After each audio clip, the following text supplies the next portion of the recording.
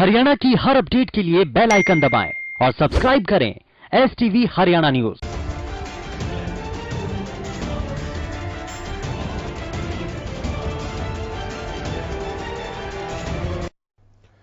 नमस्कार, स्वागत है आपका। मैं हूं गौरव कुमार पांडे।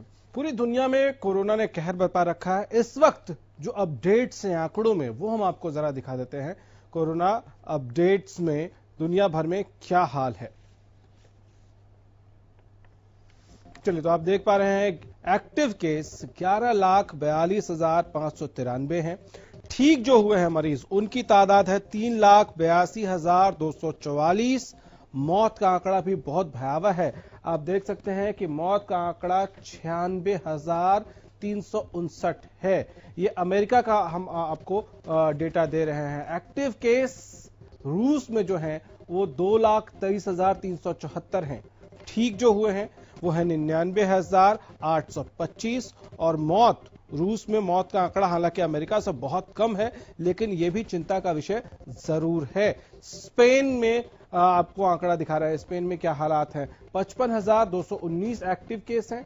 ठीक जो हुए हैं वो 1,96,958 लोग ठीक हुए हैं। 27,940 स्पेन में मौत का आंकड़ा है, जो आंकड़ा बहुत गंभीर है। स्पेन के आंकड़े हम आपको दिखा रहे थे। अब आपको ब्राजील का आंकड़ा दिखाते हैं। 1,64,879 एक्टिव केस हैं। ठीक हुए हैं 1,25,960। मौत हुआ है 20,082 लोगों की अब तक ब्राजील में मौत हो चुकी है। अब दुनिया के इन तमाम देशों का आंकड़ा देखने के बाद अब आपको हम दिखाएंगे कि हिंदुस्तान का आंकड़ा क्या है। हिंदुस्तान में कहां कहां से क्या क्या आंकड़े हैं। महाराष्ट्र के आंकड़े सबसे ज्यादा भयावह, सबसे ज्यादा डराने वाले हैं। 28,462 एक्टिव केस है महाराष्ट्र में। ठीक जो हुए हैं वो है 11,726। और मौत के आंकड़े इस तरफ आप देखिए 1,454 मौत हो चुकी है। गुजरात की बात कर लीजिए। गुजरात में इस वक्त जो स्थिति है वो भी डराने वाली है। 6,644 एक्टिव केस हैं। जो ठीक हुए हैं वो आंकड़ा यहां है 5,488। और मौत का आंकड़ा बहुत गंभीर, बहुत डराने वाला, 700 के पार आप देख चुके हैं। एक्टिव केस मध्य प्रदेश में है 2,868। ठीक हुए हैं 2,843। और मौत जो है, मौत 270 लोगों की हुई है। यह मध्य प्रदेश का आंकड़ा हम आपको बता रहे हैं। मध्य प्रदेश के बाद आइए दिल्ली आपको लेकर चलते हैं। दिल्ली का आंकड़ा भी कम खतरनाक नहीं है। दिल्ली में भी आंकड़े बहुत खतरनाक है। एक्टिव केस है 5,898। ठीक हो गए हैं 5,567। मौत 194 लोगों की दिल्ली में हो चुकी है। ये अब आपको हम दिल्ली देश में अलग अलग राज्यों की स्थिति दिखा दी। अब आपको हरियाणा में लेकर चलते हैं, अलग अलग जिलों में कि हालात क्या हैं, हरियाणा में परिस्थितियां क्या हैं। गुरुग्राम सबसे पहले 107 एक्टिव केस हैं। ठीक हुए हैं 131। और मौत का आंकड़ा यहां आज ही एक मौत की खबर आई है। इससे पहले मौत नहीं हुई थी गुरुग्राम में, लेकिन मौत की खबर अब आ गई है। एक्टिव केस फरीदाबाद में है 72। ठीक हुए हैं 104। और मौत 6 लोगों की हुई है फरीदाबाद में। ये एक गंभीर आंकड़ा है। सोनीपत की बात कर लीजिए। एक्टिव मामलों की अगर बात करें तो 48 एक्टिव मामले इस वक्त नजर आ रहे हैं। ठीक जो हुए हैं वो है 101। और मौत का आंकड़ा आप देखिए 1 है सोनीपत में। सोनीपत के बाद झज्जर लिए चलते हैं, जहां अचानक बहुत तेजी से मामले बढ़े थे। 7 एक्टिव केस इस वक्त हैं। और जो ठीक हुए हैं वो है 48। और मौत का आंकड़ा आप देखिए 1 यहां भी है। झज्जर की इस वक्त ये स्थिति है। नूह एक्टिव केस 5 हैं। ठीक 60 हो गए। याद करिए कि यहां तबलीगी जमात से जुड़े हुए बहुत सारे लोग जो पॉजिटिव पाए गए थे। और मौत, हालांकि शुक्र है कि यहां मौत एक भी नहीं हुई है कोरोना की वजह से। ये नूह का आंकड़ा हम आपको दिखा रहे थे।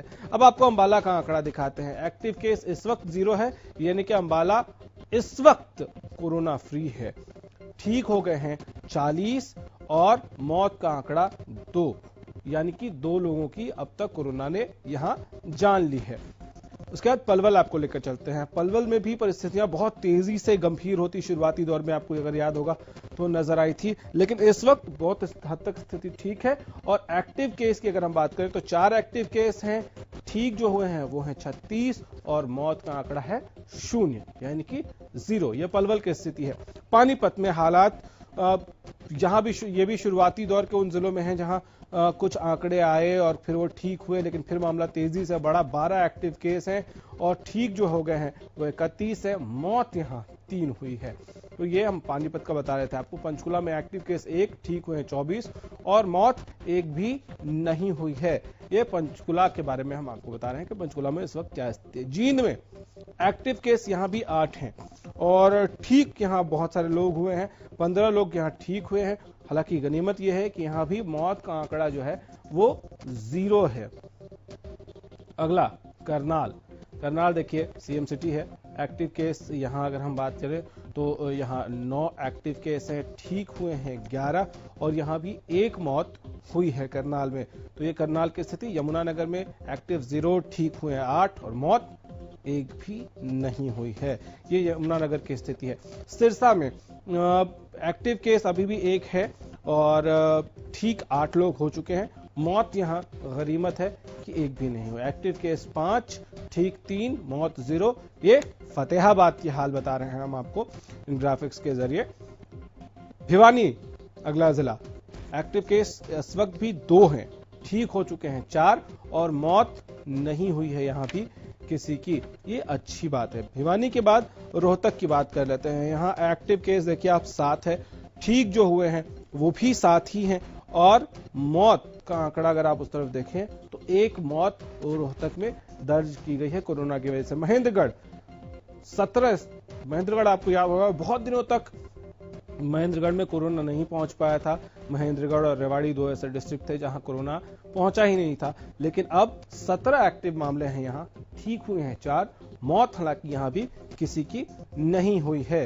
हिसार की बात कर लीजिए तो एक्टिव केस जो है यहां 6 हैं, ठीक 3 हुए हैं और मौत यहां किसी की नहीं हुई है।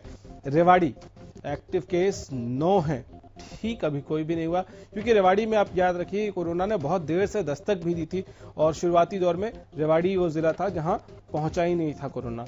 एक्टिव केस चरखी दादरी में इस वक्त 5 है, ठीक 1 हुआ है और मौत किसी की भी नहीं हुई है। कैथल में 2 एक्टिव केस, 3 ठीक हुए। मौत का आंकड़ा यहां भी 0 पर ही है क्योंकि यहां कोरोना से किसी की जान नहीं गई है। कुरुक्षेत्र 6 एक्टिव केस हैं, ठीक 3 हो गए हैं और मौत का आंकड़ा 0 पर है, यहां किसी की मौत नहीं हुई है। ये धर्मनगरी की स्थिति हम आपको बता रहे थे। डॉक्टर स्वाति महेश्वरी हमारे साथ इस वक्त हेल्थ एक्सपर्ट के तौर पर जुड़ी हुई हैं। डॉक्टर स्वाति, बहुत तेजी से आंकड़े बन रहे हैं, बिगड़ रहे हैं। कुछ जिले में ऐसी स्थिति लग रही है कि जैसे वो कोरोना मुक्त होने की दिशा में आगे बढ़ रहे हैं और कुछ नए जिलों से आंकड़े जब आते हैं अचानक 5 आ गए, 6 आ गए, तो ये कितना गंभीर दिखता है?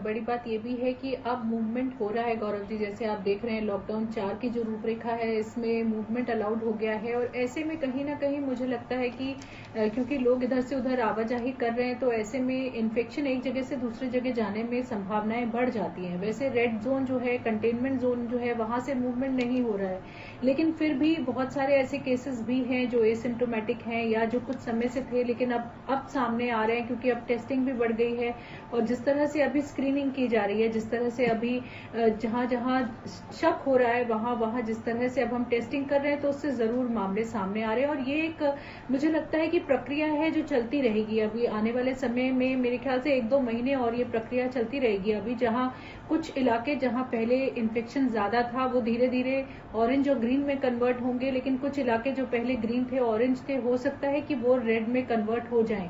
इसीलिए बहुत ज्यादा जरूरी होगा हर किसी को बहुत ज्यादा ध्यान रखना। देखिए गौरव, अगर अब आप देखें तो पिछले 24 घंटे में अभी तक का अगर हम विश्व का आंकड़ा भी, जिस तरह से अभी आप इतने अच्छे से सारे आंकड़े दिखा रहे थे, तो पिछले 24 घंटे में विश्व ने अब तक का, दिसंबर से जब से वुहान से ये संक्रमण निकला है तब से अब तक का सबसे बड़ा आंकड़ा जो है वो पिछले 24 घंटे में छुआ है, जहां 1,06,000 केस नए सामने आए हैं।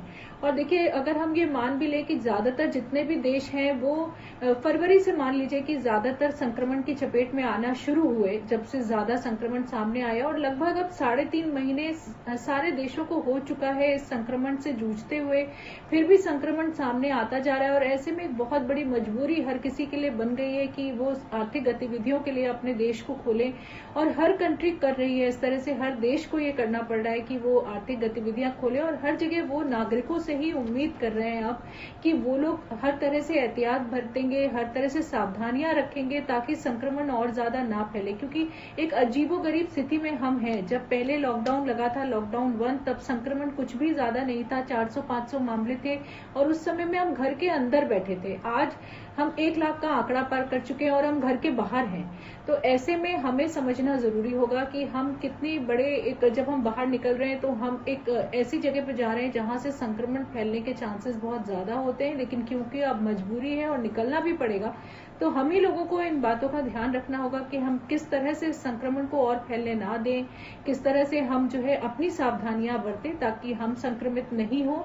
और मेरे ख्याल से वही जरूर, क्योंकि देखिए जहां जहां भी लोग गलतियां करेंगे, जहां जहां भी हमारी ये चूक होगी, वहां वहां और एरियाज जो है वो कंटेनमेंट एरियाज बनने की संभावनाएं बढ़ती जाएंगी। और जैसे जैसे ये होता जाएगा वैसे वैसे और कंटेनमेंट जोन सामने आएंगे। देखिए, अभी जो इतना पलायन हुआ है उसमें भी आप देख रहे हैं, अभी बिहार में जो 999 मामले सामने आए वो सारे माइग्रेंट्स ही हैं, पलायन करके जो गए हैं। तो ऐसे में सभी लोगों को ये कोशिश करनी है कि आप संगठित तरीके से जाइए, सही तरीके से जाइए, प्रशासन के द्वारा जो इंतजाम किए जा रहे हैं उनकी तरह से जाइए, ताकि आप भी सुरक्षित रहें और आप सारे रास्ते इतना कष्ट उठाते हुए जाएं और वहां पहुंच के पता चले कि आप संक्रमित भी हो गए हैं, तो ऐसे में आप ही के लिए चुनौतियां बहुत ज्यादा बढ़ जाएंगी। तो मेरे ख्याल से जितना ज्यादा हम सब लोग इन बातों का ध्यान रखें उतना अच्छा होगा इस वक्त। जी, कुछ चीजें, क्योंकि अब लॉकडाउन ऑलमोस्ट ऐसा लग रहा है कि हालांकि कहने के लिए लॉकडाउन है, लेकिन सब लोग निकल रहे हैं, अपने अपने घरों से बाहर जा रहे हैं। ऐसे में कुछ चीजें बहुत जरूरी हैं जिनको क्लियर हम शुरू से ही करते रहे हैं, लेकिन एक बार फिर से दोहराने की जरूरत है, क्योंकि ये गलतियां मैं देख रहा हूं कि लोग कर रहे हैं।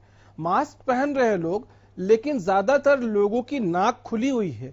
ये कितना खतरनाक है। आप कहने को तो मास्क पहन रहे हैं, आप भी सड़कों पर अगर आप देखती होंगी तो आपने भी देखा होगा ऐसे लोगों को विजुअल्स में, टीवी पर आप अगर आप देखेंगे, चाहे वो पलायन कर रहे मजदूर हो या किसान हो या कर्मचारी कोई कहीं प्रदर्शन कर रहा है, मास्क तो पहन रहे हैं, नाक के नीचे है। ठीक कह रहे हैं गौरव जी आप। और अभी भी लोगों ने इसको शायद एक दिखावे का जरिया मान लिया है, और ये इसकी जो अहमियत है वो अभी भी शायद लोग नहीं समझ रहे हैं। जिस तरह से मुझे लगता है पहले हेलमेट के साथ होता था कि बस आप एक औपचारिकता के लिए अपने साथ रख लेते थे, वही मुझे लग रहा है कि शायद अब लोग मास्क के साथ भी ऐसा ही कर रहे हैं कि बस ये सोच रहे हैं कि हाँ, कुछ अगर मुंह पे बंधा है तो हमें पुलिस नहीं टोकेगी या हमें कोई और व्यक्ति नहीं टोकेगा और देखने में लगेगा कि हमने मास्क लगाया है। लेकिन ये समझना जरूरी है कि ये मास्क आपकी सुरक्षा के लिए है, और मास्क से आप खुद को भी सुरक्षित कर रहे हैं और दूसरे को भी सुरक्षित कर रहे हैं। तो इस वक्त आपके ऊपर एक सामाजिक उत्तरदायित्व है जो आपको निभाना जरूरी है। तो इसे मजाक में मत लें, इसे हल्के से ना लें, इसे ये ना सोचें कि बस एक औपचारिकता के लिए हम मास्क लगा लें और दिखाने के लिए लगा लें। तो ऐसा बिल्कुल भी नहीं करिए। मेरे ख्याल से इसको बहुत सीरियसली लेना जरूरी है और समझना जरूरी, क्योंकि जो परिवार कोरोना वायरस संक्रमण से जूझ रहा है वही समझ सकता है कि ये कितनी कठिन समय होता है, कितनी परेशानियां होती हैं। और अभी क्योंकि हम बचे हुए हैं, हमें कोई संक्रमण नहीं है, तो शायद हम उसकी जो गहराई है और जो उसकी संजीदगी है उसे समझ नहीं रहे हैं। लेकिन हमें समझना चाहिए, क्योंकि ये संक्रमण ऐसा है जो किसी को भी, कहीं पे भी, किसी भी उम्र में, किसी भी व्यक्ति को हो सकता है। और जब एक बार संक्रमण होगा तब जो आपकी जिंदगी होगी वो बहुत अलग हो जाएगी, क्योंकि आपको अपने घर के लोगों से भी दूर रहना पड़ेगा, आपको शायद क्वारंटीन में रहना पड़े, घर में आइसोलेशन में रहना पड़े। वो एक लंबी प्रक्रिया है और उसमें आपको बार बार दवाइयां लेनी है, ध्यान रखना है। तो हम क्यों चाहते हैं कि हम उस तरफ जाएं, या क्यों हम संक्रमित हों या हमारे घर वाले संक्रमित हों? क्योंकि एक बहुत बड़ी बात यहाँ ये भी है गौरव जी की, देखिए हम बार बार ये बात आपके माध्यम से और हरियाणा न्यूज ने कई बार ये बात बताई है कि हो सकता है कि आपको बहुत मामूली इन्फेक्शन हो और आपको हो सकता है कि कुछ ज्यादा लक्षण ना हो, लेकिन आपके परिवार का ही कोई ऐसा सदस्य हो सकता है, बड़े बुजुर्ग हो सकते हैं जिनका इम्यूनिटी लेवल अच्छा नहीं है, जो पहले से पीड़ित हैं, और उनके लिए ये जानलेवा हो सकता है। तो हमारा लिए एक बहुत बड़ा उत्तरदायित्व है कि हम उनकी भी रक्षा करना हमारे ही हाथों में। हमारी जरा सी गलती से उनके लिए बहुत बड़ी मुसीबत खड़ी हो सकती है। तो ऐसे में हम सभी लोगों को ध्यान रखना है, हमें हल्के में से नहीं लेना है और बिल्कुल भी ये नहीं समझना है कि हम मजाक के लिए या बस दिखावे के लिए ये सारे प्रिकॉशंस बताए जा रहे हैं। इसके अलावा विश्व में अभी किसी के पास कोई और तरीका नहीं है। बार बार हर कोई, बड़े से बड़े साइंटिस्ट भी, WHO, हर कोई यही बात बोल रहा है। तो मेरे ख्याल से सबको इसकी अहमियत समझना बहुत ज्यादा जरूरी है। ठीक है, एक और गलतफहमी या इसमें क्या ठीक है क्या गलत है वो आप बताइए। मैं अभी सब्जी लेकर आया था कल परसों, और उसको मैंने अपने बालकनी में रखा था। उस पूरे पैकेट को ले जाके बालकनी में रखा। एक आंटी ने मुझे देखा और फिर उन्होंने कहा कि ये क्या कर रहे हो, ऐसे तो सब्जियां सूख जाएगी, हम तो सब्जी लेकर आते हैं उसको पानी में डुबा देते हैं। मैंने कहा पानी में डुबाने से क्या होगा? कह रहे हैं वो तो कीड़ा ही तो है, वो फूल के मर जाएगा।